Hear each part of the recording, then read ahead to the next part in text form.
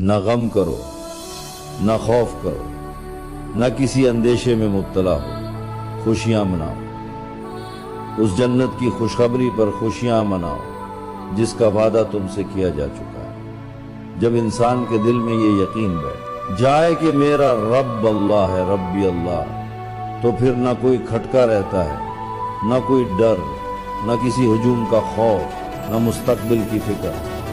سوچو ذرا، جو کچھ ہو چکا، جو کچھ ہو رہا ہے اور جو کچھ ہونے والا ہے کس کے حکم سے ہو رہا ہے؟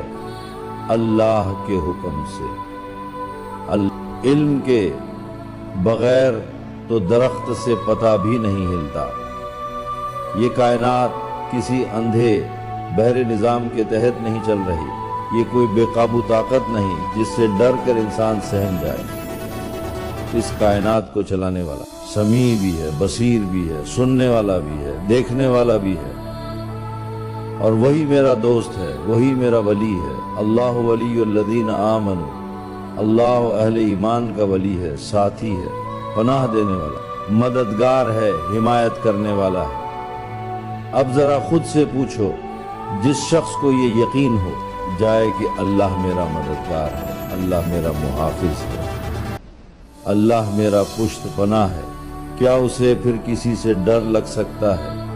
میں ایک سادہ سی مثال دیا کرتا ہوں، پنجاب کے دیہات کی مثال۔ ایک غریب کسان، اس کے پاس چند جانور ہیں، ہر وقت ڈرتا رہتا ہے کہیں کوئی بھینس کھول نہ لے، کہیں کوئی بیل چرا نہ لے۔ لیکن اگر سب کو معلوم ہو جائے کہ اس کسان کا دوست اس علاقے کا سب سے بڑا چودھری ہے، جاگیردار ہے، طاقتور ہے، تو بتاؤ کیا اس غریب کو پھر کوئی خوف رہتا ہے؟ کیا کوئی اس کی بھینس پر ہاتھ ڈال سکتا ہے؟ نہیں، کیونکہ سب جانتے ہیں اس کے پیچھے ایک طاقت کھڑی ہے۔ اب ذرا تصور کرو، صرف تصور، اگر دل کو یہ یقین ہو جائے کہ میرا دوست اللہ ہے، تو پھر کون سی طاقت ہے جو اللہ سے بڑی ہو؟ کون اس کے ارادے کو بدل سکتا ہے؟ کون اس کی مشیت کے راستے میں آ سکتا ہے؟ یہی تو ایمان کا خلاصہ ہے۔ رسول اللہ صلی اللہ علیہ وسلم نے فرمایا، اچھی طرح اس بات کو دل میں بٹھا لو، اگر ساری دنیا کے لوگ مل کر بھی تمہیں نقصان پہنچانا چاہیں تو نہیں پہنچا سکتے مگر وہی جو اللہ نے لکھ دیا، اور اگر ساری دنیا مل کر تمہیں فائدہ دے چاہے تو نہیں دے سکتے مگر وہی جو اللہ نے طے کر دیا ہو۔ اگر یہ بات دل میں بیٹھ جائے تو پھر کس سے ڈر؟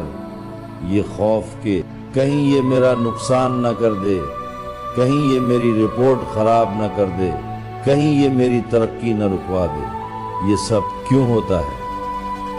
اس لیے کہ انسان یہ سمجھ بیٹھتا ہے کہ نفع اور نقصان ان کے ہاتھ میں ہے، اور یہی سوچ شرک ہے۔ جہاں تم نے یہ سمجھا کہ غیر اللہ کے پاس طاقت ہے، وہی شرک ہے۔ لا حول ولا قوت الا باللہ، طاقت نہیں، قوت نہیں مگر اللہ کی طرف سے۔ شیخ عبد القادر جیلانی نے اپنے بیٹے کو وصیت کرتے ہوئے فرمایا، اے میرے بیٹے، اس حقیقت کو دل میں بٹھا لو، لا فعال بالحقیقت ولا مؤثر بالحقیقت الا اللہ۔ حقیقت میں نہ کوئی کرنے والا ہے، نہ کوئی اثر رکھنے والا سوائے اللہ کے۔ اگر اللہ نہ چاہے تو آگ جلا نہیں سکتی، پانی ڈبو نہیں سکتا، زہر مار نہیں سکتا، تو پھر در در کیوں جھکتے ہو؟ ہر ایک کے سامنے ہاتھ کیوں پھیلاتے ہو؟ ایک اللہ کے سامنے جھکو، ایک اللہ سے مانگو۔ یہی یقین تھا حضرت موسیٰ علیہ السلام کا۔